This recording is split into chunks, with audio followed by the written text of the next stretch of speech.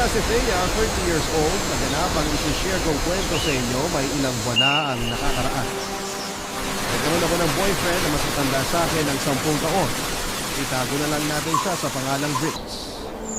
Nakilala ko siya sa isang event kung saan ay naging promo girl ako at siya naman ay isa sa mga guest. Unang pag-uusap pa lamang namin ay nakaramdam na ako kaagad ng kakaibang spark. Hindi natapos ang gabing yon na hindi niya ako napakinig at napatawa. Kahinaan ko pa naman ang dalawang yon, papadudot. Kaya naman after ng event na yon ay ako na ang naglakas ng loob na kunin ang number niya. Wala kasi akong Facebook noon dahil bilang ako ng time na nagkahiwalay kami ng ex ko. Hindi rin kasi nakatulong sa mental health ko ang nakita pa ang ex ko. Napakalat-kalat sa Facebook. Niligawan ako ni Briggs ilang araw after ng event kung saan kami nagkasama. Hindi ko na nga pagkakita ang pagbibihan niya dahil baka makawala pa siya. Naniniwala naman kasi ako noon na hindi na dapat pinapatagal ang panliligaw kung seryoso ka na sa kanya. Pinagkataon at seryoso na ako ni Briggs at naging kami kaagad. At hindi ko pinagsisihan ang desisyon na yon, lalo na nang mas makilala ko pa siya, papadudot. Pinaka-okay na talaga siya sa lahat ng mga nakarelasyon ko. Unang beses yon na nakaramdam ako na itrato ng maayos.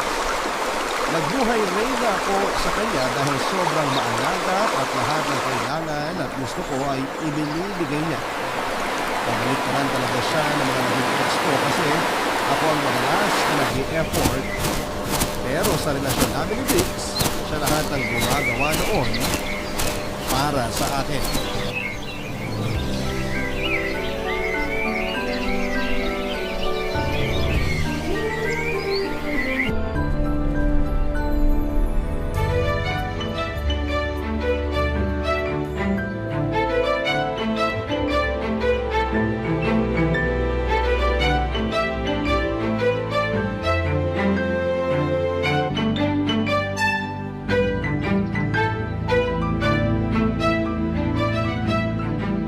Sorry, hindi ko kaagad nasagot yung tawag mo. Nakaidlip kasi ako sa sopa. Kala ko naman busy ka sa ibang lalaki. Uy, walang ganyan. Alam mong ikaw lang ang forever. Biro lang naman.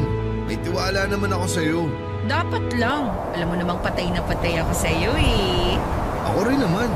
So bakit ka nga nakipagkita sa akin? Miss mo na ako agad? Ang clingy ha. Kahit naman kasama kita parang namimiss pa rin kita. Ewan ko, bang tama ako sa'yo eh. Di na kailangan mambola ha. Nakuha mo na ako eh.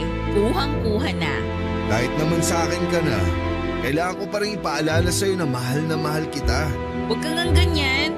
Abuntisin kita eh. Ako talaga ang mabubuntis. Bakit ka nga andito? Dali na habang hindi pa nauubos yung kilig ko. Diba sabi mo gusto mo ng asong corgi? Oo, pangarap ko yung asong yun. Nabalita ko lang sa'yo na nakabili na ako. Seryoso ka ba? Nasaan? Nasa bulsa ko. Bulsa? Ano yan? Keychain lang? Joke. Nasa kaibigan ko pa. Bukas ko pa kukunin. Ay, hala, seryoso ka talaga? Kumuha ka talaga? Baka ba ako nagbibiro? Ang aga mo naman akong sinurpresa, bukas ko pa pala makukuha. Na-excite ako eh. Kailangan ko na agad ibalita sa'yo. Pwede naman kasi bukas. Ikaw talaga? O baka ginamit ko lang talagang excuse yung aso para makita kita ngayon. Napupuno na naman ako ng kilig sa katawan, ha? Umaapaw na ba? Tumatakas na. Yung corgi muna ang baby natin ha. Kahit wala pang corgi, ikaw na muna ang baby ko. Ako naman ang umaapaw sa kilig ngayon. Huwag kang competitive. Mas umaapaw ang kilig ko kaysa sa'yo. Ang swerte ko talaga sa'yo. Kaya ang sarap mag-effort kasi ang sarap mong mahalin lagi. Ako nga tong swerte sa'yo eh. Huwag kang competitive. Kaya-kaya ng niya. I love you. I love you too. Na-excite na tuloy ako sa corgi. Nakakaselos naman. Mas na-excite ka pa ata sa aso kaysa sa akin eh. Sana all aso. Ito naman pati aso pag seselosan. Alam mo namang ikaw lang ang #1 na aso sa buhay ko eh. Oo, aso talaga ako. Kasi sobrang loyal ko sa'yo. Di ko yun napaghandaan ha. Alam mo kung ano yung dapat mong paghandaan? Sige nga, ano? Paghandaan mo pa yung ibang effort ko sa susunod. Aba, mukhang nakapag-ipon ka ng effort ah. Hindi lang ako basta nakapag-ipon. Umaapaw na yun. Harang kilig ko. O sige, ready na ako para dyan. Wala nang bawian ah. Si Briggs na talaga ang naisip kong bigay ng Diyos kapalit ng mga heartbreak ko sa mga nakarelasyon ko dati.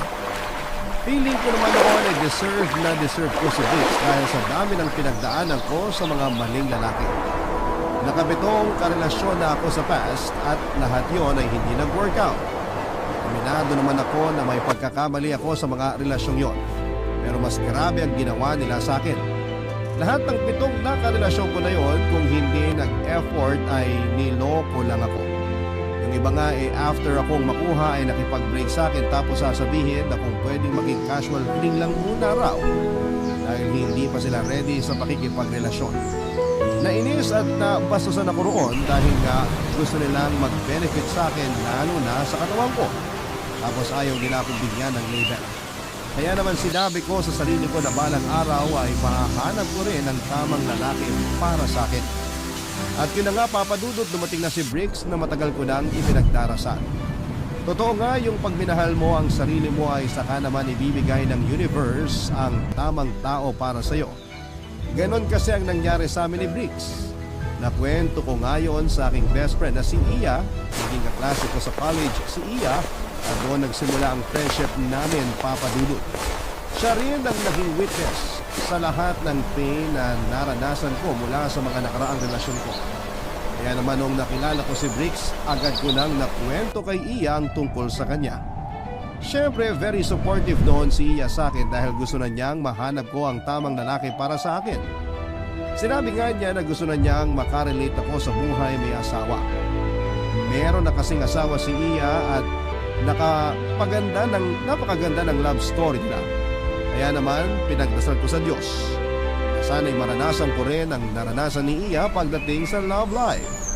At nangyari na ngayon sa tulong ni Briggs.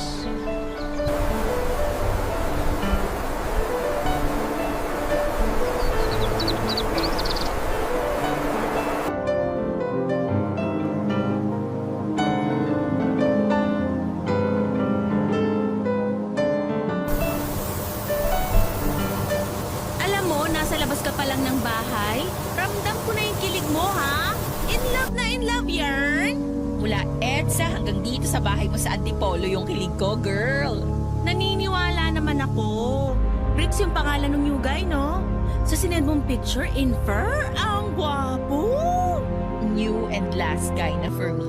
Wow, ganun ka ka-sure sa kanya? Ay nako, kung alam mo lang. Parang ngayon pa lang kita narinig na naging sure sa isang lalaki, ha? Paano naman ako magiging sure dati? Di naman din sila sure sa akin. It's a try lang. Iba kasi talaga tong si Briggs. Naku, ano lang talaga. Kailan mo ba siya papakilala sa akin para makilapis ko na? Saka na pag hindi na siya busy. Busy saan? Sa pangbababae? Ay, wag mo ako pinag-overthink. Umiiwas na ako dyan. Magandang impluensya naman pala talaga yan si Briggs sa'yo. Siya lang pala ang makakatanggal ng pag-overthink mo eh. Gusto kong magbago para sa kanya. Ay, true love na yan, girl! Oo rin. Alam mo bang binilan niya ako ng corgi? Aso ba yun? Hindi, peanut butter siya. Ito nakakainis! Oo nga, aso. Di ba mahal yun? Oo, kaya nga nagulat talaga ako nung binilhan niya ako. Nagkwento lang ako isang beses na pangarap kong magkaroon ng corgi. Tapos bumili siya agad? Agad-agad. Naku, kaya mo bang sustentuhan yung pangangailangan ng aso na yon? High maintenance yung mga may breed na aso, ha? Alam ko naman. Saka si Briggs naman na magpo-provide ng pagkain at pang-vet ng aso. Wow! Parang legit na padre di pamilya, ha? Anak mo na yun? Parang ganyan nga. Pang testing namin kung pwede kaming maging magulang. Siya pwede na maging tatay. Ikaw, medyo konting effort pa. Grabe ka naman. Joke lang. Ready ka na ba sa ganung buhay? Yung maging asawa at nanay? Mula nung nakilala ko si Briggs, oo. Iba talaga ang Thea ngayon. Sobrang in love. totoo kaya, ayoko nang pakawalan pa si Briggs dahil siya ang perfect guy for me. Ay, sana kahit tumagal kayo ay hindi siya magbago. Kahit magkabilbil ka o maging losyang, mahal ka pa rin. Dapat lang. Yung kahit magkaroon kayo ng maraming anak, dapat mahal at priority ka pa rin. Iya, okay ka lang? Sorry, medyo may pinagdadaanan lang kasi kami ng asawa ko. Bago ata yan Ilan pa? Matagal na. Hindi ko lang sinasabi kasi nahihiya ako. Paano puro ako post sa Facebook na masaya kami pero sa totoo lang, puro kami problema ngayon. Hindi ko na alam kung magtatagal pa kami ng 1 taon. Ano ba yan? Sana hindi muna ako nagkwento sa'yo tungkol sa relasyon ko. Napasama ko pa ata ang loob mo Girl, sana maayos nyo pa yan. Sayang ang 10 years na relasyon ninyo. Ayos lang, ano ka ba? Masaya nga ako para sa'yo kasi finally nahanap mo na yung perfect guy for you. Sana lang talaga hindi siya magbago at maging consistent yung pagmamahal niya sa'yo kahit na marami nang nagbago sa'yo. I'm sorry, Thea. Nasira ako pa tuloy yung moment mo. Niyakap ko si Eya dahil sa nalaman ko, Papa Dudut. Naramdaman ko ang lungkot sa kanya habang magkayakap kami. Nakilala niya noong college kami ang napangasawa niya, sila pa nga ang inidulo ko pagdating sa relasyon dahil sobrang ma-effort yung guy para kay Eya. Minsan nga habang nasa trabaho kami ay nagpadala ng maraming rosas at chocolates yung asawa ni Eya sa kanya. Take note lang po, ordinary day lang po yun, akala mo ay may okasyon ng nagpasabog ng effort si guy. Ayoko na lang i-mention ang pangalan ng asawa ni Eya dahil naiinis ako sa kanya. Lalo na nung nalaman kong munti ka nang may mangyari sa guy na yon. At sa katrabaho niya noong minsang nagkainuman sa team building nila sa work. Marami pang nakwento si Eya sa akin tungkol sa pagkasira ng relasyon nila. Hindi naman niya magawang iwan si Guy dahil meron na silang 2 anak. Napaisip at natakot tuloy ako sa mga nangyari sa kanilang mag-asawa, Papa Dudu. Naisip ko na paano kaya kung tumagal kami ni Briggs at mangyari din yun. Ma-effort si Briggs tulad ng napangasawa ni Eya, pero anong nangyari? Ayoko na noon na mag-overthink pero hindi ko mapigilan ang sarili ko dahil nga masyado na akong nahulog kay Briggs. Nakaplano na ako ng future kasama siya at hindi ko mapigilang makaramdam ng takot kung sakali mang hindi matuloy ang plano na yon, Papa Dudu. Sinikap kong tanggalin sa isipan ko ang takot at nag-enjoy lang sa piling ni Briggs. Naisip ko rin kasi na hindi makakatulong ang pag-overthink dahil baka makasira pa yon sa magandang simula namin ni Briggs. Kaya naman nagtiwala na lamang ako sa kanya at sa plano ni Lord para sa amin. Sinurrender ko na noon sa kapalaran kung magiging kami forever o matutunan lamang kami sa mga nawasak na relasyon. Pero lihim sa puso ko ang panalangin noon na sana ay hindi na matapos ang magandang simula namin ni Briggs noon, Papa Dudu. Barangay Love Stories. Barangay Love Stories. Sa paglipas pa ng mga buwan ay nabawasan ang pangamba ko na baka mauwi lang kami sa wala ni Briggs. Nagpatuloy kasi siya sa pagiging consistent sa akin. Wala ko ibang oras para magduda pa, Papa Dudu. Nag-effort na rin ako magtiwala para hindi ko maisip na mauuwi lang muli sa walang relasyon na meron kami. Sinuklian ko lahat ng mga ginagawa niya para sa akin para hindi naman siya mag-isip na di worth ang mga effort na ibinibigay niya sa akin. Lahat ay ginawa ko para sa kanya na hindi ko inakalang magagawa ko. Lahat ng mga bagay na natapos ko gawin sa mga nakarelasyon ko dati ay hindi ginawa ko sa kanya. Pero ko noon, kakampante, nakasama si Briggs, Papa Dudu dahil alam ko sukat ang lahat pagdating sa kanya. Naramdaman ko kasi na sa pagsugal ko sa relasyon namin ay alam kong panalo ako. Papa Dudu, wala na akong masyadong in-expect pa kay Briggs para magpatuloy ang masayang relasyon namin. Yun kasi ang naging problema ko sa mga ex ko. Masyado kong tinaasa ng expectations ko sa kanila kaya siguro manungod sila at matakot. Iniwasan nila ako hanggang isang araw ay nawala na yung gana nila sa akin. Ang nagsabi sa akin na kapag nalulunod daw ang isang lalaki sa expectations ng isang babae, ay kusa silang tumitiklop at nawawala. Ayoko naman na gano'n ang mangyari sa amin ni Briggs. Kaya hindi ako naghangad ng kahit na ano na alam ko at ramdam kong mahihirapan siyang gamutin. Natuto ako mag-adjust sa kung ano man ang kaya niya lamang ibigay sa akin. Kaya lang sa mga pinapakita at inaabot niya sa akin ay na-feel ko na kaya niyang gawin lahat kahit yung mga imposible. Perfect guy na talaga noon si Briggs. Para sa akin, Papa Dudut.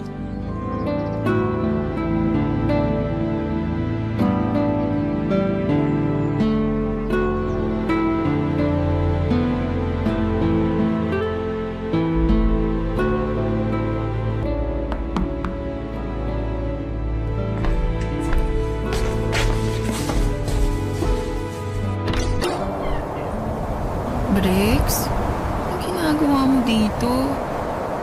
Alas 5 pa lang ng umaga. Nag-prepare ako ng breakfast natin.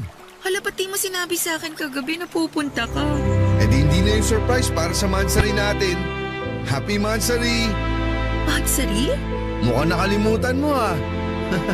Okay lang, bawi ka na lang sa akin mamaya. Okay lang sa'yo na mag-celebrate ng Magsari? Eh di ba dapat naman talagang i-celebrate yun? Hindi lang ako sanay. Kaya pala deadma ka lang sa mga nakaraang Mansari natin. Uy, naalala ko naman lahat yon. Kaya lang, Ano? hindi nga ako sanay na may karelasyon akong gustong mag-celebrate ng maliliit na bagay tulad ng Magsari. Hindi maliit na bagay ang Mansari. Gustong gusto ko kayang nagse-celebrate nun. Eh kasi nga, yung mga ex ko, sabi nila hindi naman importante yon.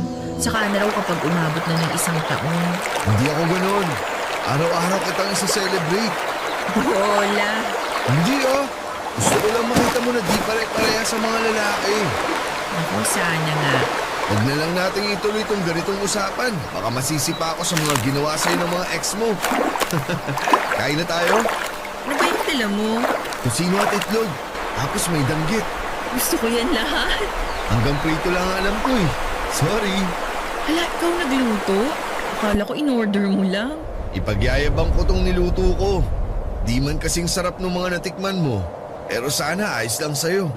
Kahit maglasang uling pa yan, kakainin ko yan. Mahal kita. Mas mahal kita. Mas mahal na mahal kita. Makikikumpit ka na naman ba sa pagmamahal? Huwag mo nang balaking. Mas nangingibabaw ang pagmamahal ko sa'yo. After kitang ipagluto ng tusino at danggit, mas grabe pa rin ang pagmamahal mo kaysa sa akin? O sige, sa ngayon ikaw ang panalo. Kung bakit naman kasi ang hilig mo makipagkompetensya pagdating sa pagmamahal eh. Di ba pwedeng mahal lang natin yung isa't isa? Di na importante kung sino yung mas. Oo na po, sorry na. Ang hirap lang kasing sukatin tong love ko sa'yo eh. Grabe ka. Para tayong mga teenager sa usapan natin. Kabog natin sila. Papasukin mo na kaya ako para makakain na tayo. Briggs? Ano yun? Nakalimutan kong sabihin. Ang alin? Happy Mansari! Mahal kita sa lahat ng buwan sa kalendaryo. Mas lalong tumamis tong tosinong niluto ko ah. Tara na, kain na. I love you so much. I love you too so much. Nakangiti ko siyang pinapasok sa loob ng bahay.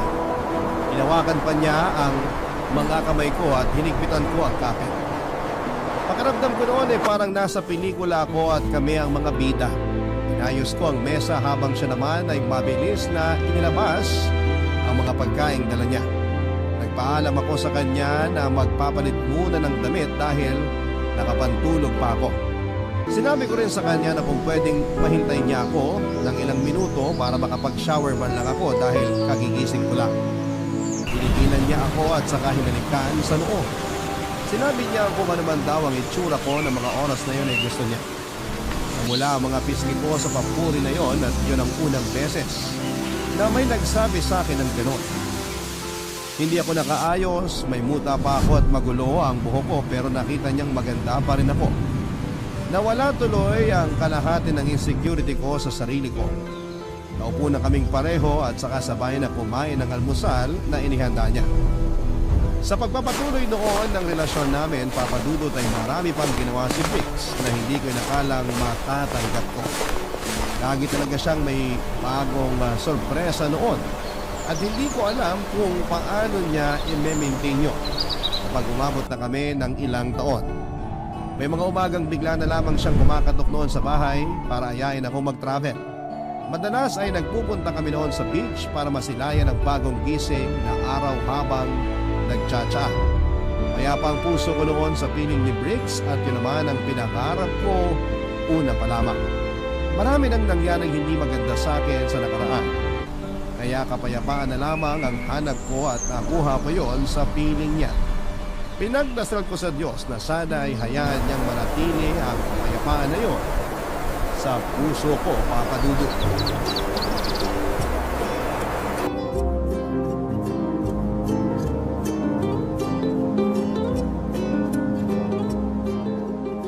Grabe lang. Bakit? Malapit na pala tayong mag-isang taon. Wow, nagbibilang na siya. Kahit segundo sinasama ko sa bilang. Ako, alam mo kung ano yung binibilang ko? Ano?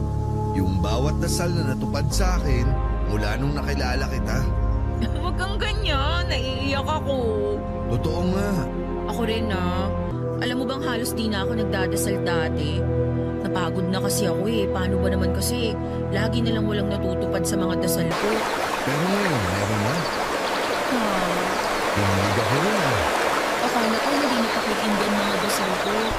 Akala ko sobrang busy na ng tadhana sa ibang tao kaya medyo nakalimutan na ako. Nagkaroon lang pala ng delay bago ka dumating sa buhay ko. Sabi nga nila, di ba? Delays are not denials. Ngayon ko lang yan naintindihan talaga. Kasi English? Che! Nagmamadali kasi ako noon. Nagmamadali ako na makahanap ng true love. Kasi pagod na akong napupunta lagi sa maling tao. Puro na lang trial and error. Nakakasawa na. Tapos ngayon, Ngayon, andito ka na. Naiintindihan ko na kung bakit kinailangan kong maghintay kasi niluluto pa ng Diyos yung perfect love story para sa amin. ang tamis naman. Mas tumamis ang buhay ko mula nang dumating ka. Diabetic na nga ata ako Ang alam ko, next week pa ang mansari natin. Pero gusto ko na sanang ibigay ito sa'yo ngayon. Di na ako makapaghintay Seryoso ba? Ikaw kasi, ang sweet ng mga sinabi mo. Di ko tumingin mapigilan may love sa'yo lalo. Nagsabi lang ako ng nararamdaman ko. Thank you. Kasi ngayon lang ako nagkaroon ng karelasyon na very vocal sa nararamdaman niya. At ngayon lang ako nagkaroon ng karelasyon na kayang patunayan sa akin na hindi lahat ng lalaki sasaktan lang ako. Kaya, ikaw ang pinakamagandang nangyari sa akin ngayong taon. Kung pahihing tulutan ng Diyos, ikaw na rin ang magiging pinakamagandang mangyayari sa akin sa mga susunod na dekada ng buhay ko. Huwag kang ganyan, naiiyak na ako. Mula nung nakilala kita, wala akong ibang gustong gawin kundi makita ka masaya. Kahit hindi ako ang dahilan. Ikaw ang dahilan ko sa bawat saya na meron ako ngayon. Kaya nga pinagkukunan kong bilhin kong ibibigay ko sa'yo ngayon. Dahil alam ko, karapat dapat ka para dito. Ito na ba yun? Thea, mahal kita. At sana hanggang sa pagtulog ay alam mo yun. Wala akong ibang gustong gawin kundi ang makasama kang tumawa sa mga bagay na nagpapasaya sa'yo. Nandito ako lagi. I love you. I love you too. Kaya, inaabot ko sa'yo itong pulang maliit na kahon. Buksan mo. Ikaw na, para makita mo. Akin na nga. Ang tagal kong hinintay to. Buksan mo na. Ikaw? Mahal yan. Binili ko pa sa Singapore yan. O sige na, isukat mo na. Isang pares ng hikaw ang inabot ni Briggs sa akin na nakalagay sa maliit na pulang kahon. Inakala kong singsing yon at aayain na niya akong ikasal. Napansin niyang nakatitig lamang ako sa higaw kaya kinuha niya yon sa akin at saka nilagay sa mga tenga ko. Nabigla ako sa sarili ko dahil masyado ako nag-expect na singsing ang laman ng pulang kahon na yon. Kahit sino naman siguro papadudod, hindi ba? Noong nailagay na niya ang hikaw sa mga tenga ko ay pinagmasdan niya ako at natakot ako na baka makita niyang dismayado ako. Naabot hanggang tenga ang peking ni Tita. Hindi naman niya napansin na nalungkot ako lalo na noong nagpasalamat ako sa kanya at sa kanya ako. Pinagyabang niyang mahal ang mga hikaw na yun at talagang pinuntahan pa niya sa Singapore para lamang mabili mo. Hindi ko na nga pinakinggan ang kanyang mga sinabi dahil masama ang loob ko. Alam kong nangako ako sa sarili ko na hindi ko tataasan ang expectations ko para kay Briggs, pero kasi gusto ko nang maitali sa kanya, Papa Dudut. Wala na akong ibang gustong hintayin noon. Gusto ko na lang noon na makasal na sa kanya para may formality na ang lahat. Kaya lang ay mukhang malabo pa dahil mas pinili niyang bigyan ako ng hikaw kesa sa singsing na pangarap ng bawat babaeng nagmamahal. Pagkatapos noon ay nag-aya na akong umuwi dahil baka hindi ko na makayanan pang maitago sa kanya ang pagkadismaya ko. Nagtaka rin siya kung bakit ako nag-ayang umuwi kaagad eh usually ako naman yung gusto magstay pa ng mas matagal kapag kasama siya. Nagdahilan ako na sumasakit na ang pusong ko dahil malapit na akong datnan. Hindi naman niya ako pinusisa pa at sinunod na lamang ang gusto ko. Inutid niya ako sa bahay at nagmadali akong pumasok sa loob para maging malaya na ako sa totoong nararamdaman at emosyon ko ng mga oras na yon, Papa Dudut. Barangay Love Stories. Barangay Love Stories. Na napigilan pa ang sarili ko, Papa Dudut. Pinagpatuloy ko na ang pag-asa na anytime ay aayain na ako ni Briggs na pakasalan. Alam kong nangako ako sa sarili ko na hindi na ako ulit mag-expect ng kahit na ano sa karelasyon ko, pero naisip kong deserve ko pa rin namang mag-expect sa isang tao dahil alam kong kaya ko rin sabayan ang expectations na yon. Madalas akong nag-search sa internet kung paano mapapadali ang pag-propose ng isang lalaki sa isang babae. Lahat ng nakita ko ay sinunod ko pero walang naging epekto para kay Briggs. Naubusan ako ng pasensya lalo na kapag nagpaparinig na ako pero madalas ay deadma pa rin siya. Sinubukan kong kalmahin ang sarili ko kapag walang napupuntahan mga parinig ko dahil ayoko mag-alay kaming dalawa. Hindi ko alam kung mahig lamang noon si Briggs o talagang ayaw niya lang pansinin ang mga sinasabi ko. Imposible namang hindi siya nakahalata sa mga pagpaparinig ko dahil masyadong obvious lahat ng sinasabi ko. Sa tuwing magkasama kami, wala akong ibang ginawa kundi ang magpasaring sa kanya. At siya naman ay nakagagawa ng paraan para masipit kami ng usapan. Nagkaroon tuloy ako ng puto na baka hindi pa siya ready doon. Kaya nga ako nainis kasi ako ay ready na para sa kasal. Nasa tamang edad naman na kaming pareho pero bakit hindi pa niya maintindihan noon na kailangan na namin gawin yun. Hindi naman ako nagsawang iparating sa kanya ang mensahe na gusto ko talagang makitali sa kanya. Hanggat hindi niya ako diretsang sinasabihan na ayaw niyang magpakasal, ay hindi ako titigil sa pagpaparinig. Yun ang pinangako ko sa sarili ko.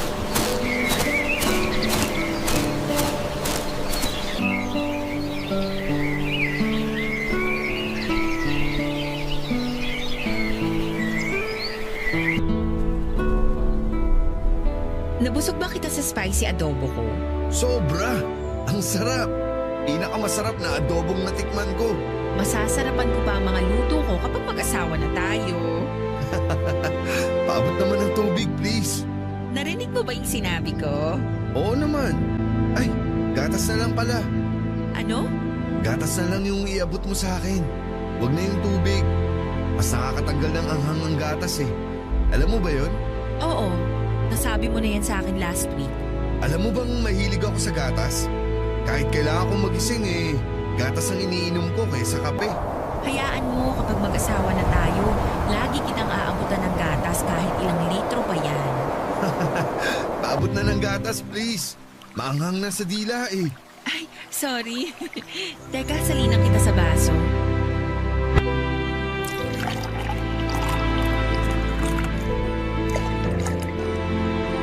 Oh, heto na. Thank you ah. masyado akong maalaga, no? Oo, the best ka sa pag-aalaga. Ganyan talaga yung mga babaeng nasa 30 na. Ha? Nasa tamang edad na kasi kami para mag-alaga at mag-asawa. Wala naman sa edad yan. Yung pag-aasawa? Yung pag-aalaga. Ako nga 12 anyos pa lang ako pero ako na yung nag-aalaga dati sa first girlfriend ko. Mantakin mo yun? 12 pa lang ako Nagkaroon na ako agad ng girlfriend. Ikaw ba? Ilang taon ka nung una ka nagkaroon ng boyfriend? 15 years old ako nun. Nakakamiss yung puppy love, no? Oo, pero mas gusto ko yung ganitong klase niya. Yung parang sa akin, hinog na at pwede nang pitasin. Parang mangga lang na pipitasin. O sige, ready mo na ang alamang at kakainin na natin ang manggang yan. Ang ibig kong sabihin, hinog na kasi yung relasyon natin. Parang mangga. Parang pwede nang mag-settle down, ganun. Paabot naman ako ng tissue.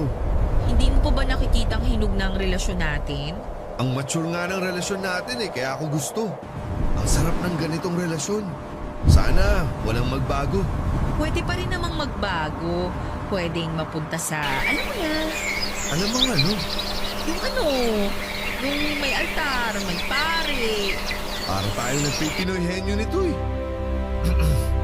Tao ba to? Pwede. Masaya ba to? Oo. Tayo ba to? Oo. Alamang? Ito naman nakakainis Joke lang. Ikaw naman masyadong mainit ang ulo mo lately Napansin mo pala.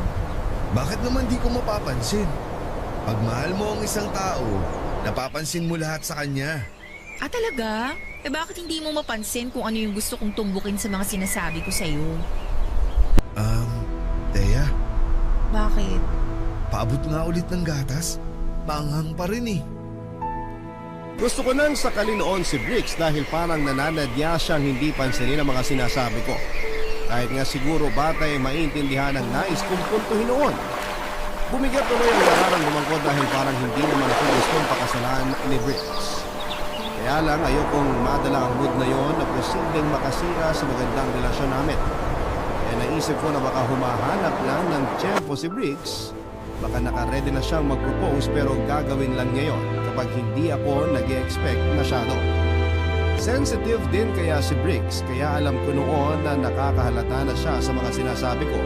Pero pinili lang niyang deadmahin para siguro ay masurpresa ako. Bigla akong kinilig sa naisip kong yun. Kaya naman nabuhayan ako ng loob. Hindi na muna ako magpaparinig at hinihintay ko na lamang na sumapit ang araw ng pagpo-propose niya sa akin. Kaya lang ay lumagpas na ang 1 taon ang relasyon namin pero wala pa rin siyang ginawa. Kaya naman nagbalik na ako sa pagpaparinig para naman ma-realize niyang gusto ko na talagang magpakasal. Hindi kasi kaya ng mga babae ang diretsang magsabi ng nararamdaman namin kaya madalas ay puro lamang kami parinig. Hindi ko pinalipas ang 1 buong araw nang hindi nagpaparinig kay Bricks tungkol sa usapang kasal. Yun nga lang ay ganun pa rin ang reaksyon na nakukuha ko sa kanya noon. Madalas ay puro change topic ang nangyayari sa amin at hindi naman kaya ay tatawa na lamang siya para matapos na noon ang usapan tungkol doon. Nahiya lang talaga akong diretsahin siya dahil gusto kong manggaling sa kanya mismo ang proposal, Papa Dudu. Yun nga lang ay talagang nainip na ako at kakambal ng pagkainip na yon ang inis. Nahalata sa akin yon ni Bricks, Papa Dudu.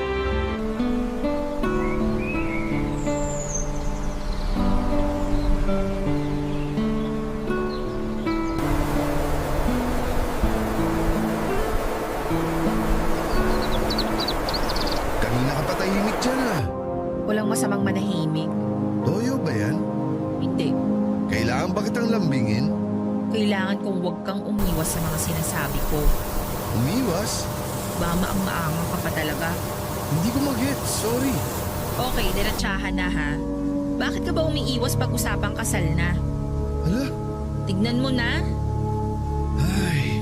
Okay, sige, sasagot na ako. Sorry kung umiiwas ako. Kasi ayaw mo akong pakasalan? Hindi Hindi lang muna sana ngayon. Kung pwede, maghintay ka muna. Isang taon pa lang naman tayo. Di natin kailangan magmadali. Marami tayong oras para magpakasal. Enjoy muna natin to. Eh kung pareho naman na tayong sure sa isa't isa, so bakit di na lang tayo magpakasal ngayon? Eh kasi gusto ko mapaghandaan yung proposal ko sa'yo. Yung magta-trending sa Facebook. Ayaw mo ba yun?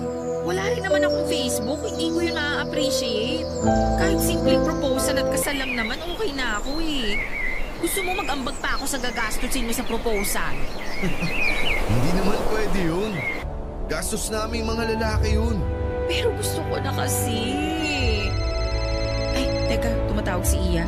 Sagutin ko lang to tapos balik tayo sa usapang kasal ha. Sure. Sakto, may tatawagan din ako.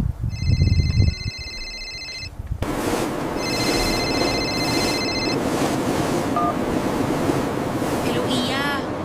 Girl, busy ka? Kasama ko si Brix eh. May importante kami pinag-uusapan. Okay lang ba tawagan kita mamaya? Pwede bang lumayo ka muna sa kanya bago ko sabihin tong babalita ko sa'yo? Kinakabahan ako ah. Ano ba yan? Girl, alam mo bang may asawa pa si Bex? Ano? Okay, mukhang hindi mo pa alam. Mukha bang alam ko? Mukha bang papayag akong maging kabit? Teka, huwag ka magalit sa akin. Hindi naman ako nanloko sa'yo. Paano mo nasabing may asawa na siya? Nanood kami ni Habi ng championship game ng basketball. Tapos nahuli sa fan cam sila Briggs at ang asawa niyang Tisay. Tisay ang asawa niya? Maganda? Hindi na importante kung maganda yung asawa. Ang importante rito, nalaman mong may asawa yung Briggs na manloloko na yan. Baka naman kapatid niya o pinsan. May magkapatid bang nagkahalikan? Sa pisngi o noo? Sa labi! Baka naman mo nang ipagtanggol. Gusto mo i-send ko sa'yo yung video ngayon para makita mo eh. Pasend sa email ko. Tawagan kita ulit. Bye.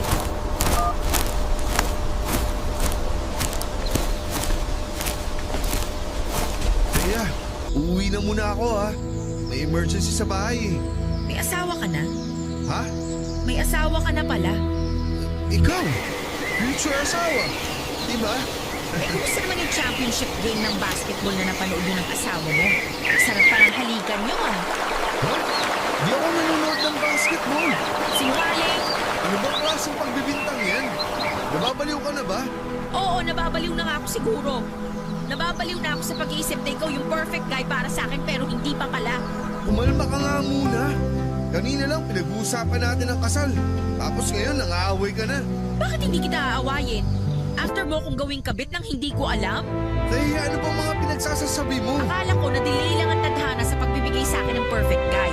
Pero nagpadala na naman pala siya ng panibagong lesson sa akin. Sana dininay na lang niya yung request ko. Pareho kayong mga lalaki. Mga manluloko.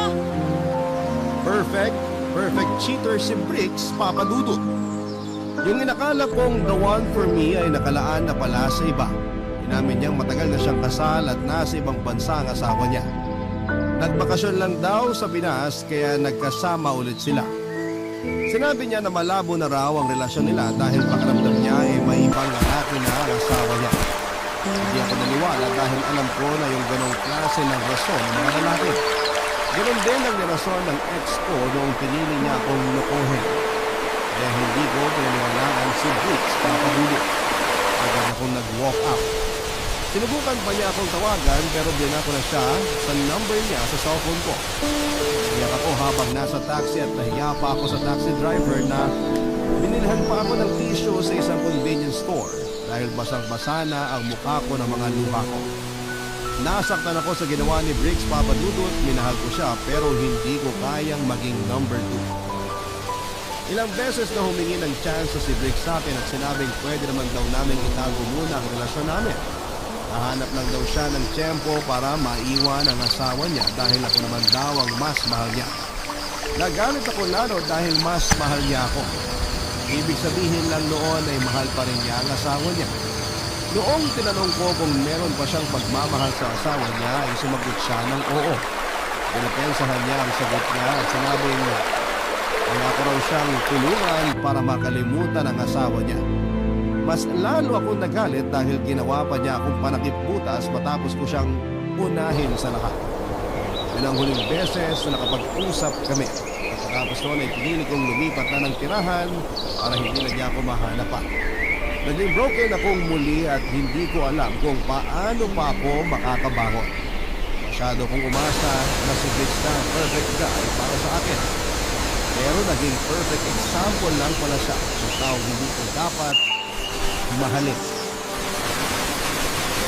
Itago niyo na lamang po ako sa pangalan Julia, 35 years old at dati akong nagtatrabaho bilang recruitment specialist sa Taguig. Sa Palawan talaga ako noon nakatira, doon ako nag-aral at nakapagtapos ng kolehiyo. Ilang taon din akong nagtrabaho doon at meron akong long-time boyfriend si Gerald. College pa lamang kami nang maging boyfriend ko siya at marami kaming mga naging plano. Hanggang sa mag-decide ako na magtrabaho sa Maynila at kaagad naman akong nakahanap ng trabaho dito. Papadudot kasama sa mga plano namin ni Gerald ang dapat na pagsunod niya sa akin sa Maynila. Ang plano pa nga namin ay dito na kami magsisimulang bumuo ng aming pamilya. Dito na kami bibili ng sarili naming bahay at uuwi na lamang kami sa Palawan para magbakasyon. Naniniwala kasi ako noon na mas maganda ang buhay at trabaho namin dito sa Maynila. Kaya lang isang masamang balita ang nakarating sa akin. Yon ay nang malaman ko ang biglang pagpanaw ng boyfriend kong si Gerald. Nabagsakan daw siya ng mga scaffolding sa building na pinagtatrabahuhan niya. Na naging dahilan ng kanyang pagpanaw papadudot.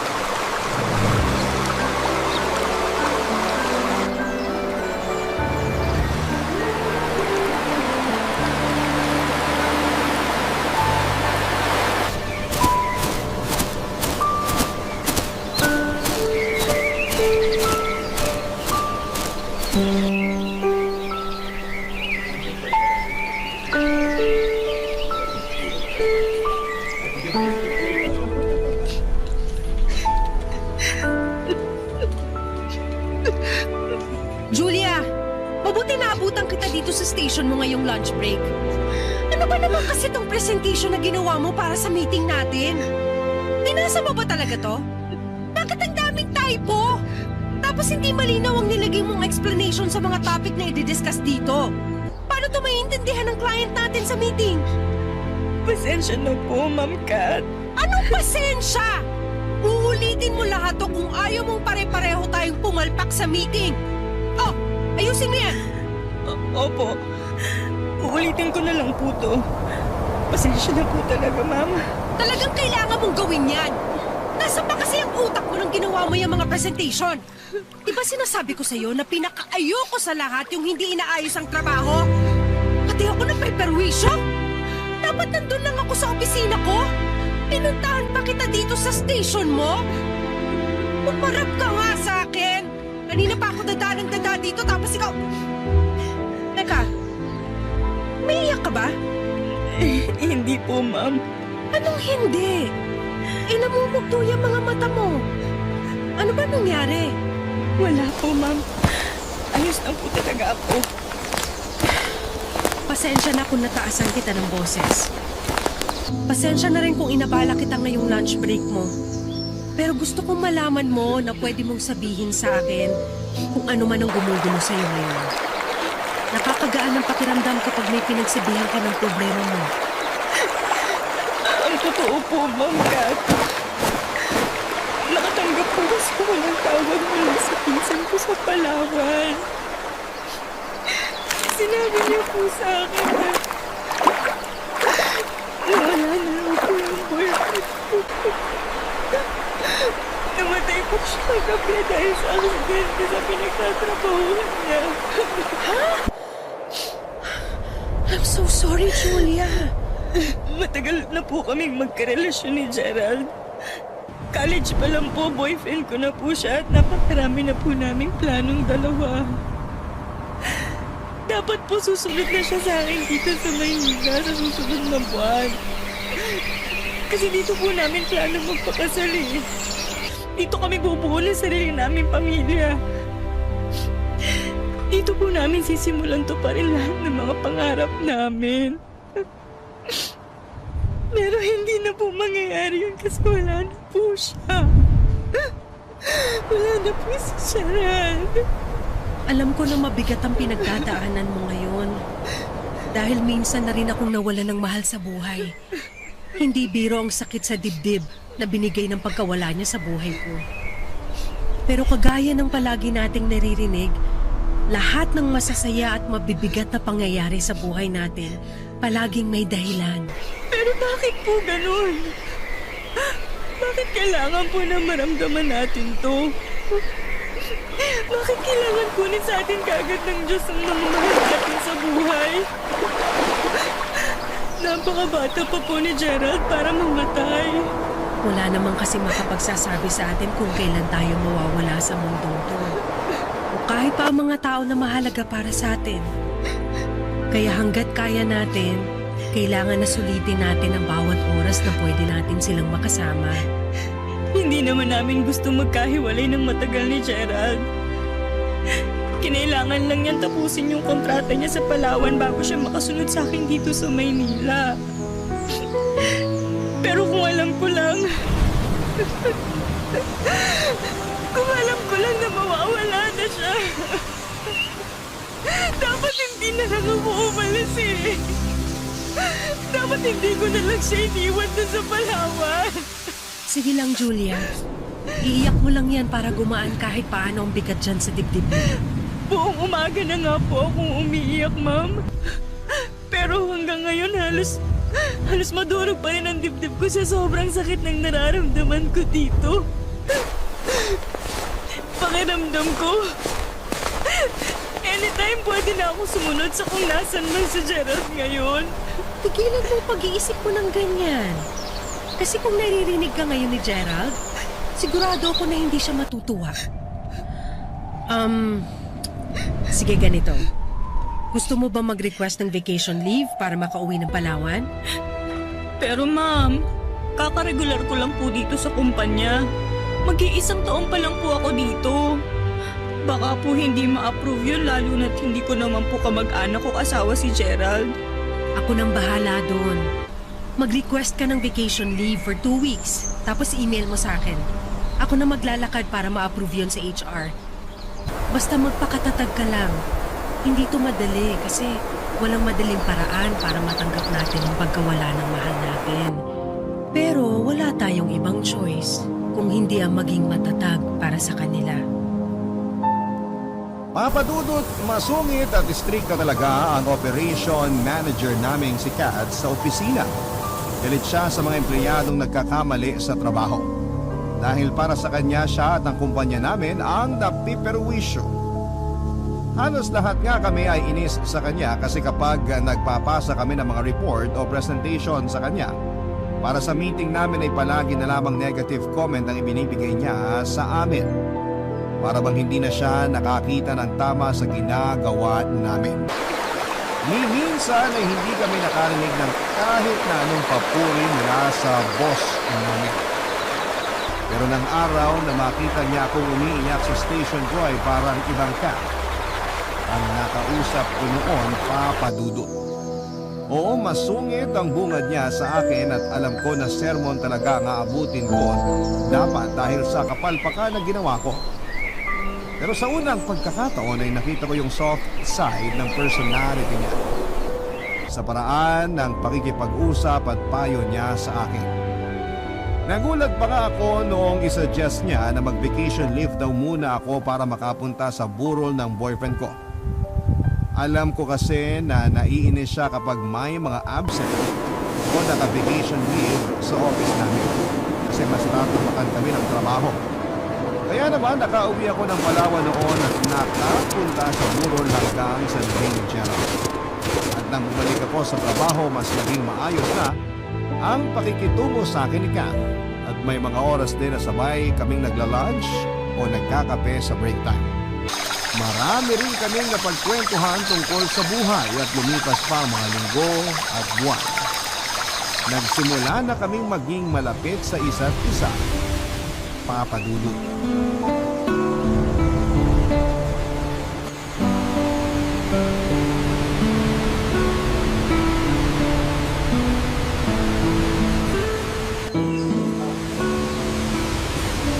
Ang dami namang tao dito sa restaurant. Sa ibang restaurant na lang kaya ako kumain. Julia! Julia! Si Ma'am Kat yun ah. Saka yung asawa niya yata ang kasama niya. Julia! Dito ka na lang sa table namin! Nakakaya naman pero sige na nga. Lapitan ko na sila. Hi Ma'am Kat! Makamam naman to. Wala naman tayo sa opisina. Kat na lang ang itawag mo sa akin. Sige. May kasama ka ba? Wala eh. Akala ko kasi konti lang yung tao dito sa restaurant kaya pumasok ako para dito na lang mag-celebrate ng birthday ko. Pero baka lumipat na lang ako ng ibang restaurant. Birthday mo pala! Huwag ka nang umalis. Dito ka na lang sa table namin at sagot na namin ang dinner mo. Di ba, Han? Okay lang? Oo naman. Kahit ano pang orderin niya, sasagutin natin lahat. Oo, ayos lang daw sa asawa ko. Kaya dito ka na sa table namin, ha? Sige Kat, thank you sa inyo ha. Wala yun. Sina namin. Nice to meet you, Julia. Nice to meet you din po sir. Jay na lang. Lakas makatanda ng sir. Okay, sige. Bakit pala hindi ka nag-request ng birthday leave para nakauwi ka ng Palawan? Para nakapag-celebrate ka ron kasama ang family mo. Konti pa lang kasi yung leave credits ko kaya hindi ko muna ginamit. Tsaka mas gusto ko na ma-convert yun sa cash para may dagdag sa sweldo ko pagdating ng December. Malaki rin kasi ang magagastos ko pag umuwi ako ng Palawan. Sa bagay, mas gusto ko rin naman magtrabaho na lang sa opisina kaysa mamasyal kasi dagdag gastos pa yun. Pero masaya rin naman mamasyal, lalo na kapag kasama mo yung tao mahal mo. Siyempre naman, Han. Tama ka dyan. Naku, yung general manager natin sa opisina tumatawag. Sabado ngayon ah. Bakit tumatawag siya kahit wala tayong pasok sa opisina? Malamang tungkol na naman to sa trabaho. Sasagutin ko lang to. Babalik ka agad ako. Julia, pumili ka na ng pagkain dyan sa menu. Han, lalabas lang muna ako ha kasi mahina ang signal dito sa loob ng restaurant. Balik ako agad. Okay. Grabe si Kat. Napaka-workaholic. Kahit rest day, nagtatrabaho pa rin. Nako, mas workaholic pa yan sa workaholic. Kulang na nga lang, dalhin na niya yung buong bahay namin sa mismong opisina niya. Ayos ka lang? Oo naman, ayos lang ako. Bakit mo na itanong? Para kasing ang lalim ng buntong hininga mo. Ang lalim ng hugot. Napansin mo pala. Minsan kasi nakakasawa na rin yung ganito eh. Yung magkasama nga kami ng asawa ko pero ayun siya oh. Umalis na naman para sagutin yung tawag na telephone sa trabaho niya. Lagi na lang siyang ganyan. Mas may oras pa siya sa trabaho niya kaysa sa akin na asawa niya. Sorry. Medyo naging seryoso na yata ako sa mga sinasabi ko. May napili ka na ba sa menu na gusto mong kainin? Wala pa pero ito, titingin na ako. Papadudot na alala ko noong makarating ako sa Palawan at makita ko sa unang pagkakataon si Gerald na wala ng buhay sa kanyang kabaong ay halos mahimatay talaga ako sa matinding sakit sa dibdib na nararamdaman ko noon. Hindi kasi ako makapaniwala na wala na yung lalaking pinapangarap kong makasama sa buhay. Ang dami pa kasi naming plano at akala ko ay lahat yon ay magkasama naming matutupad. Pero hindi na pala. Sa 4 na araw na burol ni Gerald ay palagi akong nasa bahay nila. Sa tabi ng kabaong niya, papadulot. Gusto ko na iparamdam sa kanya ang presensya ko at magkasama pa rin kami sa huling sandali ng katawan niya dito sa lupa. Nang mga oras din yun, madalas akong chinachat at pinatawagan ka para kumustahin. Nag-worry daw kasi siya sa akin at sinabi niya rin na kapag kailangan ko ng kausap, palagi raw bukas ang linya niya para matawagan ko siya. Papadulot. Love Stories. Barangay Love Stories. Papadudot, alam ko noon na may asawa na si Kat at yon ang unang pagkakataon na nakilala ko si Jay. Nahihiya rin talaga akong makijoin sa table nila kasi nga ay parang date nilang dalawa yon tapos ay sisingit pa ako. Mabuti na lang talaga at mabait din si Jay na kausap. Nilibre pa nga nila ako mag-asawa ng dinner para sa birthday celebration ko, Papa Dudut. At kahit na ilang beses na umalis si Kath sa table namin dahil sa mga kausap niya sa cellphone niya, ay nag-enjoy pa rin ako kasi maraming kwento noon si Jay. Papa Dudut, doon ko mas nakita kung gaano ka-workaholic na tao si Kath. Kasi kahit sa dinner date nilang mag-asawa ay dala niya pa rin ang trabaho niya. Napapailing na nga lang si Jay sa tuwing sasagutin ni Kath ang tawag o text sa kanya na may kinalaman sa opisina. Tapos nakwento rin ni Jay na ganoon daw talaga si Kath mula sa opisina namin, Papa Dudut.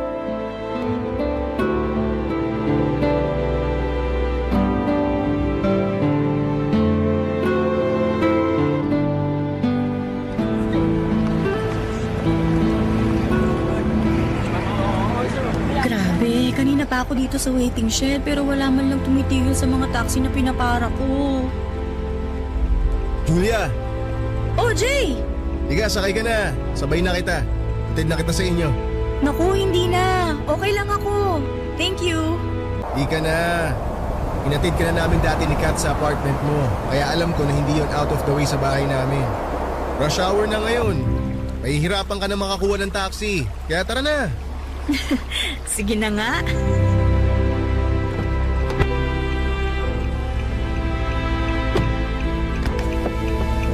May gusto ka bang music?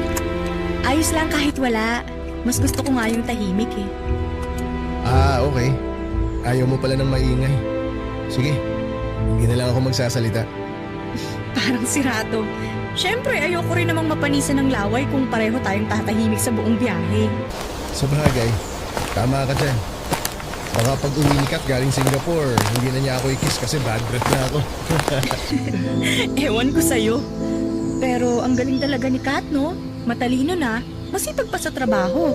Kaya siya yung palaging pinapadala ng mga client namin sa ibang bansa para mag-train ng supervisor sa bagong account namin doon. Kasi malaki ang tiwala sa kanya ng mga boss namin. At sa sobrang galing namin sa trabaho niya, nakakalimutan niya na may asawa pa siya na nag-i-exist sa buhay niya. Hindi naman ganun yun, Jay. Ginagawa lang naman yun para sa future ng dalawa. Hindi yan ang dahilan niya, Julia, kung bakit siya nagpapakasubsob sa trabaho. Kasi alam ko na ginagawa yun ni Kath para hindi niya maalala yung tungkol sa anak namin. Anak? Oo. Hindi ba naikwento ni Kath na nagkaroon kami ng anak? Hindi. Wala siyang kahit na anong nababanggit tungkol dun. Nagkaroon kami ng anak pero nawala rin siya kagad sa amin. Pinagbuntis siya ni Kath.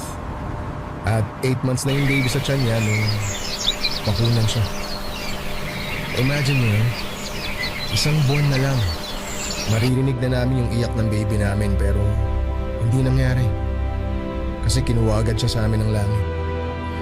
Sobrang na-depress yung asawa ko noon nung malibing yung anak namin. Muntik na nga rin siyang ma-hospital eh. Pero pagkalipas ng ilang buwan, nakita ko na lang na unti-unting bumabalik sa dati si Kath. Bumalik siya sa trabaho, nagtrabaho, hanggang sa ayun, ginawa niya ng mundo ang pagtatrabaho. At ginawa niya yun para makamove on sa pagkawala ng anak niyo? Oo, ganun na nga. Nakakalungkot lang kasi dapat dalawa kaming sabay na nagmo-move on eh. Dapat nagtutulungan kami na makausad. Kaya lang, nagkaroon siya ng sarili niyang paraan para makapag-move on siya. Hindi niya napansin na naiwan na ako mag-isa na pilit kinakaya na tanggapin na wala na yung baby namin. Pero ayos na rin yun. Kasi nakikita ko siya na kagaya ng dati na sobrang nahihirapan. Sorry, napakwento ko patuloy ng tungkol sa anak niyo. Okay lang. Kasi alam ko naman na kailangan kong gawin to eh. Gusto ko nga mag-thank you sa'yo. Mag-thank you sa akin? Para saan? Sa pakikinig mo sa akin. Ang tagal ko na rin kasing gustong pag-usapan ng tungkol sa bagay na to pero syempre, hindi pwedeng sikat ang kausapin ko.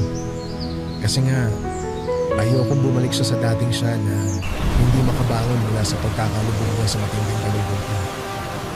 Ang tagal kong sinulot ang kirot na to sa dibdib ko. Pero ngayon na nakausap na kita, kahit paano, gumaan ang lahat. Kaya, salamat talaga. Salamat sa pakikinig mo sa akin, Julia.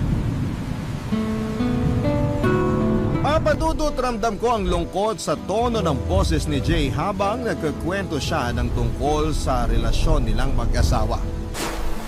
Naramdaman ko na naging kampante na rin siya noon sa akin, kaya naman nagkwento niya na matagal na rin siyang may tampo kay Kat. Hindi niya raw maramdaman ang presensya nito bilang yun pala yung binanggit ni Kat noon na nawala na mahal niya sa buhay. Akala ko'y kamag-anak niya lamang pero anak pala niya mismo, anak nila ng asawa niya. Papadudod, sinabi ni Jane na naiintindihan niya naman na nasaktan si Kat ng sobra sa pagkawala ng baby nila. At pakiramdam niya sa trabaho binuhos ni Kat ang oras para hindi maalala ang masakit na pangyayaring yon. Kaya nga lang, papadudod, kasabay noon ay parang nakalimutan na rin daw ni Kat na may Jay pang nag-i-exist sa buhay nito. Na pareho silang mag-asawa na nawala ng anak. Pero naiwan siyang nakabitin pa rin sa ere dahil hirap sa pagtanggap na wala na ang anak nila. Hindi niya lang pinapakita kay Kat para hindi ito maapektuhan. Ramdam ko na medyo naluluha na siya noon habang nagsasalita, Papadudod. Kaya naman niyaya ko na rin siyang magkape nang may makita akong coffee shop na madadaanan namin. Yon ang simula ng pagiging magkaibigan namin ni Jay, Papadudod. May mga oras na tinatawagan niya ako kapag weekend para itanong kung gusto ko raw ba na kumain sa labas o magkape. Limit raw kasi siya sa bahay, tapos naka-Wednesday overtime pa si Kat. Kaya wala raw siyang kasama. Alam ko na hindi magandang tingnan na nagkakasama kaming dalawa ng wala si Kat. Pero hindi ko siya matanggihan. Hanggang sa nauwi na nga sa bawal na pag-iibigan. Ang nasimula naming pagkakaibigan ni Jay, Papadudod.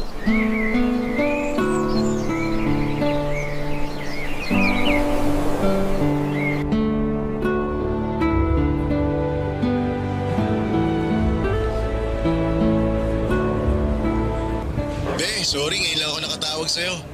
Ang dami kasi namin ginagawa dito sa opisina eh. Ayos lang. Naiintindihan ko kasi kapag ganitong oras, alam ko na busy kayo sa trabaho. Kumain ka na ba? Eto, lunch break ko lang. Nang makabili ako ng pagkain ko, tinawagan agad kita kasi gusto ko marinig boses ko eh. Bakit naman? Siyempre, parang ganahan akong kumain. Kailan pa naging panghimagas ang boses ko? Alam mo naman kasi na marinig ko lang ang boses mo, pwede na akong hindi kumain ng isang buong araw. Parang ewan to. Nagsasabi lang ako ng totoo. Ay, teka, tapos ka na bang kumain? Baka mamaya na, bahala ko lunch break mo ha. Tapos na akong kumain, be.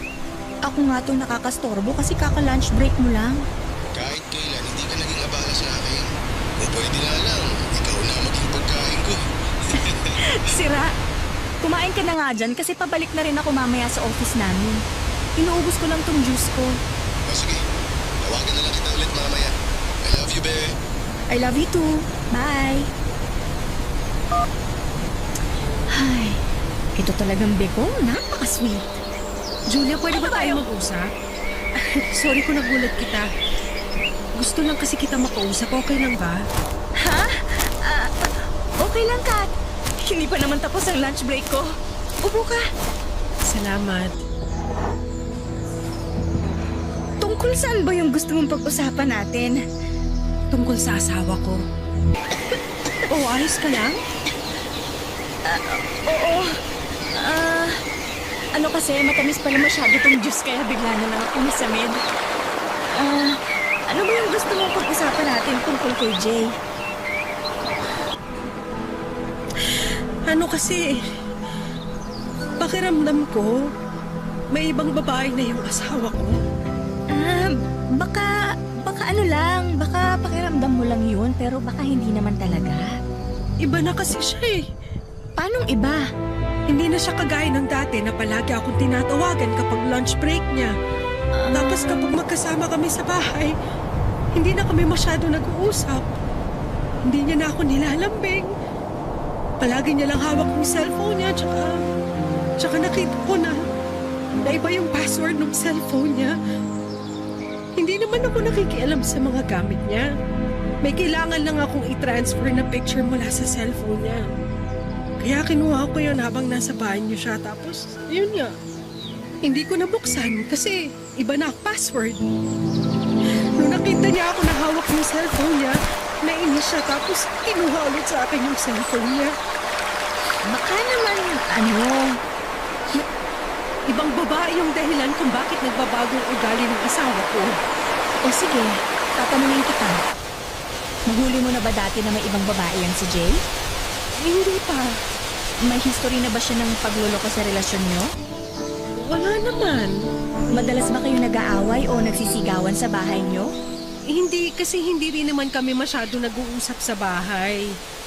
Palagi kasi akong pagod sa trabaho kaya madalas nagpapahinga na lang ako. See? Walang dahilan para magloko ang asawa mo, Kat. Siguro, stress ka lang din kaya kung ano-anong napapansin mo kay Jay. Natatakot kasi ako. Natatakot ako na baka may ibang mahal na si Jay. Hindi ko kakayanin yun, Julia. Ayoko mawala sa akin ang asawa ko. Hindi mawawala sa'yo si Jay kasi mahal ka niya. At sigurado ako na hindi niya magagawang lokohin ka. Kaya relax ka lang. Magtiwala ka sa asawa mo. Magtiwala ka sa pagmamahal niya sa'yo. Papa Dudut, hindi ko kailanman naisip na pwede kong maging boyfriend si Jay. At aminin ko na attracted ako sa kanya noong unang beses pa lamang na nakilala ko siya.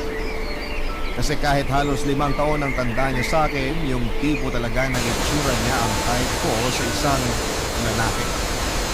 Matangkad, maputi, maskulado at matangos ang ino. Bonus pa na mabait siya at mapagmahal siyang asawa kay Kat. Kaya kapag niyayaya niya ako magkape na kaming dalawa lamang ay hindi ko siya matanggihan kasi nag-e-enjoy ako na kausap siya, Papa Dudut. Akala ko pa nga noong una ay naaawa lamang ako sa kanya sa sitwasyon niya bilang asawa ng boss ko, Papa Dudut. Kasi hindi niya deserve ang hindi bigyan ng oras na babaeng mahal niya. Kaya hindi nagtagal ay unti-unti kong naramdaman na yung awa na yon ay nauwi na sa pagmamahal. Pero maniwala sana kayo na pilit kong tinigilan ang pagmamahal na yon. Dahil ayokong makagawa ng pagkakamali, Papa Dudut, at ayokong masaktan ang boss ko na kaibigan ko na rin. Pero sadyang mahirap kalabanin ang sinisigaw ng puso. Lalo na kapag pinamahal ito sa maling tao, Papa Dudut. Love stories. Love stories. Papa Dudut, kinabahan talaga ako nang bigla na lamang lumapit sa akin si Kat para kausapin ako. Ang akala ko ay alam niya ang tungkol sa relasyon namin ng asawa niya. Natakot ako na baka sampalin o bigla na lamang niya akong sabunutan noon, Papa Dudut. Baka bigla na lamang niyang gawin ang mga bagay na nakakahiya tulad ng pag-iiskandalo sa pinagtatrabahuhan namin. Pero hindi pala dahil iba ang pakay niya. Gusto niya lamang pala akong makausap tungkol sa mga kakaibang napapansin niya sa asawa niya si Jay. Hindi talaga ako makatingin ng diretsyo noon sa mga mata ni Kat, Papa Dudut. Natatakot ako na baka mabasa niya sa mga mata ko na nagsisinungaling lamang ako. Ilang beses din akong nagkunwaring nauubo para lamang mabuo ulit ang boses ko. Medyo nababasag na kasi yon at nauutan pa ako. Ibinigay ko ang lahat ng kaya ko para magpanggap na walang alam tungkol sa bagay na kinukonsulta niya sa akin. Sinabi ko sa kanya na mabait ang asawa niya at alam ko na mahal siya nito. Kahit ang totoo, ako na ang bagong mahal ng asawa niya, Papa Dudut.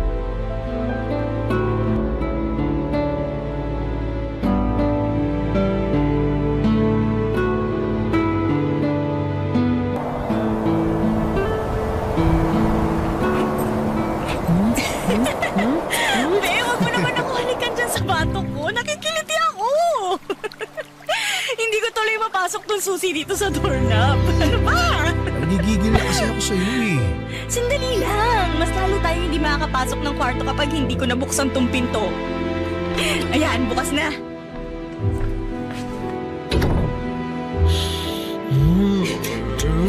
Teka, doon na tayo sa kama.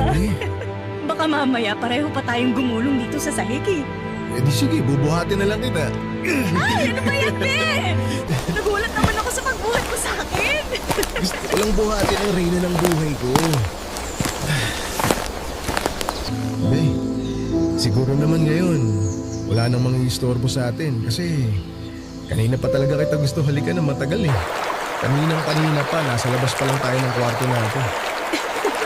Kahit gaano pa katagal, be. Yan ang gusto ko sa'yo, bro. Ang bilis mo kausap eh. Alas mo? Teka, cellphone ko nagre-ring. Kukunin ko na sa bulsa ng short ko. Mamaya na, bro. Pero baka kasi importante yung tawag na yun. Saglit lang, mabilis lang to. Si Kat tumatawag. Kamaingay, be. Sasagutin ko lang, ha? Sige. Hello, Kat? Hi, Julia. Kumusta? Ayos naman. Bakit ka napatawag? Alam ko na pangalawang araw mo pa lang sa one-week vacation leave mo. Pero gusto lang kitang kumustahin. Wala kasi ako makausap dito sa office ngayong lunch break kaya tinawagan kita. Sana hindi ako nakakaistorbo. Hindi ka nakakastorbo. Okay lang. Wala pa rin naman ako masyadong ganap dito sa beach. Nakahiga lang ako tsaka nagsiselfone sa kwarto. Bakit hindi kayo mag-swimming ng mga pinsan mo? Tinatamad pa sila eh. Mga tulog nga eh. Mamaya na lang daw ulit kapag palubog na yung araw. Sa bagay, mas masarap mag-swimming kapag hindi mataas ang sikat ng araw. Nag-lunch ka na ba? Kakabili ko lang ng food ko pero wala akong ganang kumain. Bakit naman? Hanggang ngayon kasi, hindi man lang tumatawag sa akin si Jay. Alam ko naman na busy siya sa out-of-town conference. Siguro yun o tatawag din sa'yo. Alam mo naman yung asawa mo na yun. Nahawa na ng pagiging workaholic sa'yo. Ngayon alam ko na ang nararamdaman niya kapag wala akong oras sa kanya nang dahil sa trabaho ko. Kapag nakauwi na talaga siya, babawi ako sa kanya. Ipagluluto ko siya ng mga paborito niya. Yayayain ko siyang palagi mag-date kami sa labas at mas magiging sweet pa ako sa kanya. Basta ipaparamdam ko sa kanya kung gaano ko siya kamahal. Nagiging madrama na naman ako. Sorry nasisira ako tuloy ang bakasyon niyo ng mga pinsan mo. Okay lang, Kat. Sabi ko naman sa'yo, handa ako makinig sa mga ikikwento mo sa akin. Salamat, Julia. O sige na, ibababa ko na tong tawag kasi para makapag-enjoy ka na dyan. Kakain na rin ako dito sa pantry. Okay, sige. Ay, Anong sabi ni Kath? hindi mo pa raw siya tinatawagan o tinitext man lang. Wala naman akong sasabihin sa kanya eh. Tsaka busy tayong dalawa ngayon dito eh. Pero kailangan mo pa rin siyang tawagan. Mamaya na lang, be. Jay, sikat pa rin ang asawa mo kaya responsibilidad mo na tawagan o i-text man lang siya. Oo nga, asawa ko siya. Pero ikaw na yung mahal ko, Julia. Alam mo naman kung paano natin pinagplanuhan tong alis natin na to. Ilang araw na nga lang tayong magkakasama eh. Hahatiin ko pa ba yun kay Kath? Gusto ko lang naman na mas maiparamdam ko sa'yo na seryoso ako nung sinabi ko sa'yo na mahal kita. Kaya hayaan mo na lang muna ako. Ite-text ko rin naman si Kath eh. Pero mamaya na. Hindi naman importante na mag-update ako sa kanya eh. Ang importante, matapos natin yung nasimula.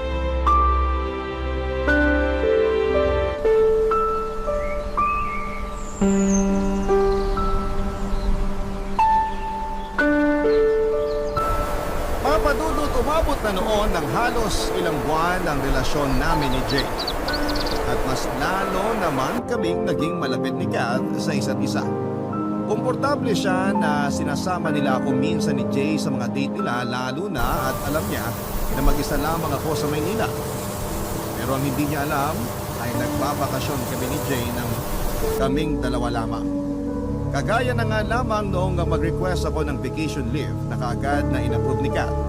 Dahil ang sabi ko ay mga pinsan ko ang kasama ko.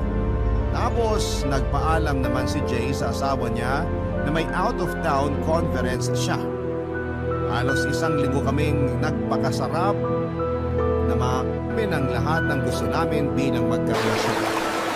Yung maglakad na magka-holding hands, kumain sa restaurant kung hindi ka nakabahon, at mag-kiss kahit pa may mga tao sa paligid. Mas naiparamdam ni Jay sa akin kung gaano niya ako kamahal. Kaya nga lang sa paglipas pa ng mga araw at linggo ay napapadalas ang paghingi sa akin ng payo ni Kat, Papa Dudut. Lumalakas daw kasi talaga yung pakiramdam niya na may ibang babae ang asawa niya. Madalas niyang nakikita si Jay na may chinachat at kapag lumapit na raw siya ay biglang papatayin ni Jay ang cellphone niya. At nakakaamoy raw siya ng pamilyar na pabangong pambabae sa mga damit ni Jay. Kaya naman nagpalit din talaga ako ng brand ng pabango noon. Pero nang minsang umiyak na sa akin, konsensya ko papalugod. Hanggang sa mag-decide akong itama ng lahat ng maling ginagawa ko noon, papadulog.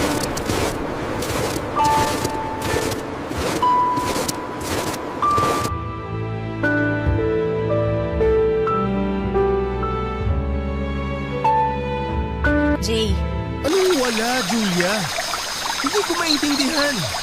Ano bang nangyayari sa'yo? hindi pa ba malinaw ang lahat? Anong ibig mo sabihin? Yung sinabi mo na gusto mo nang tapusin ang lahat sa ating dalawa? Oo. Pero bakit?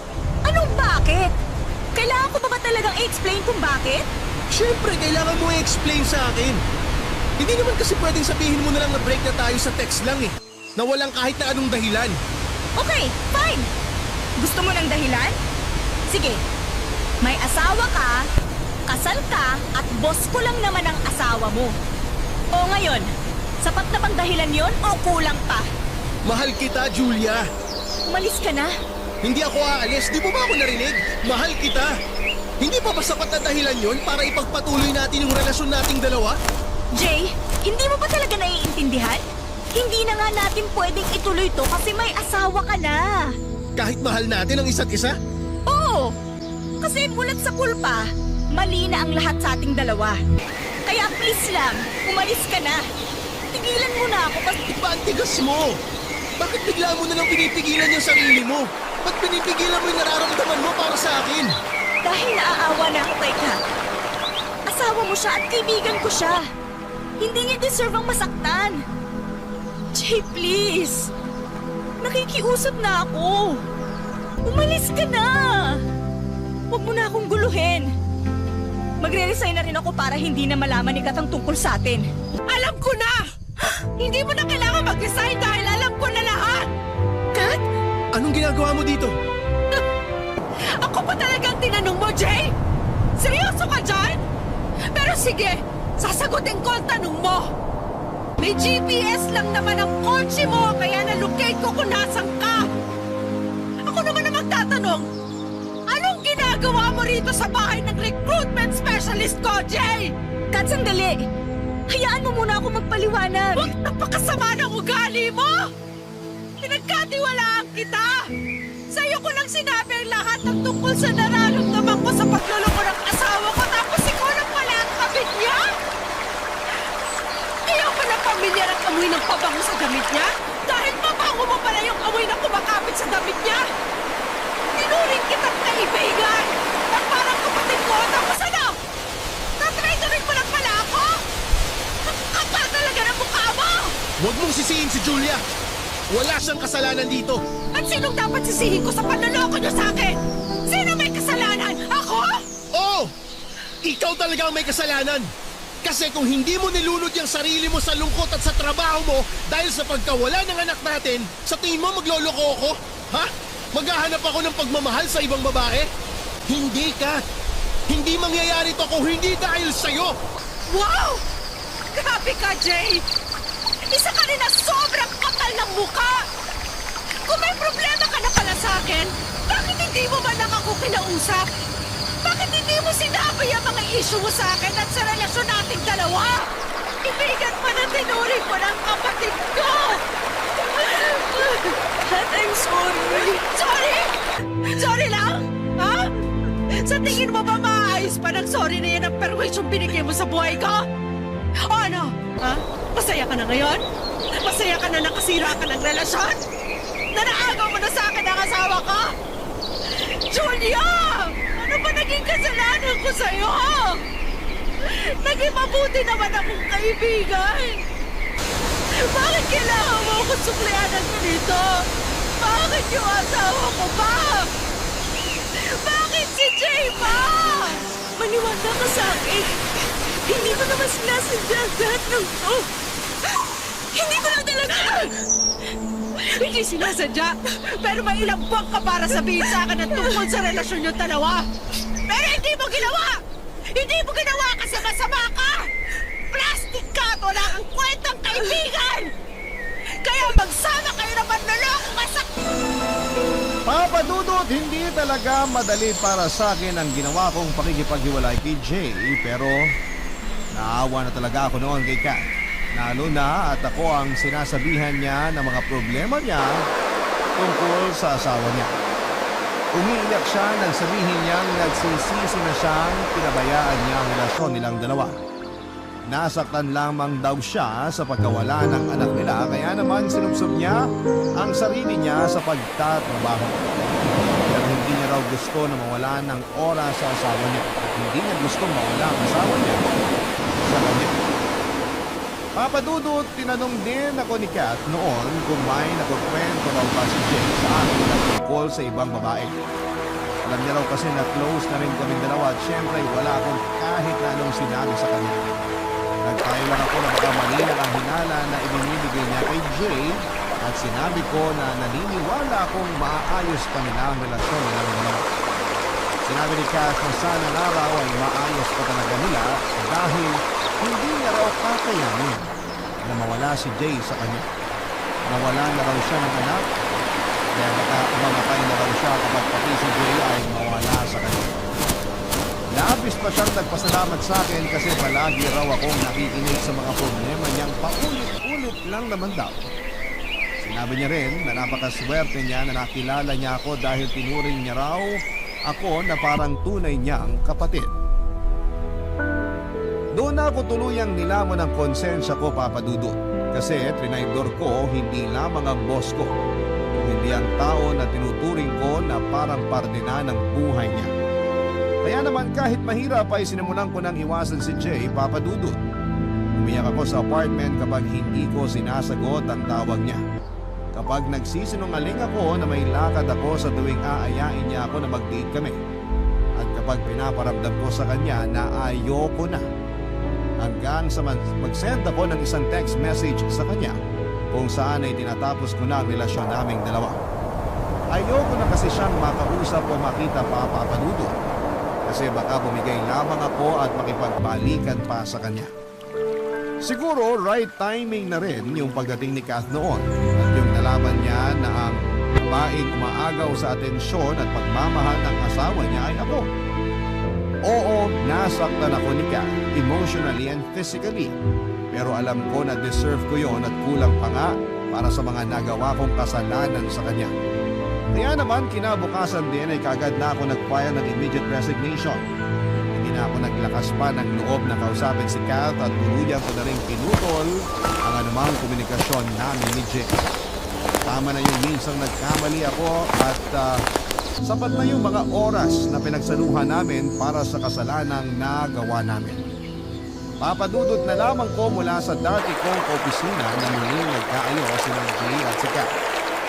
Ngayon halos 4 na taon na ang nakakaraan mula nang nangyari ang lahat ng ito ay nakita ko sa Facebook group na may 2 na silang anak. Nakakatuwa lang na naging maayos pa rin ang relasyon nila sa bandang huli. Naka-move on na rin ako at totoong masaya ako para sa kanila.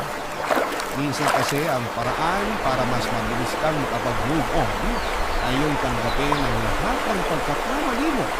Pati na yung katotohanan na kailanman ay hindi ka magiging masaya sa piling ng tao na alam mong hindi naman para sa'yo.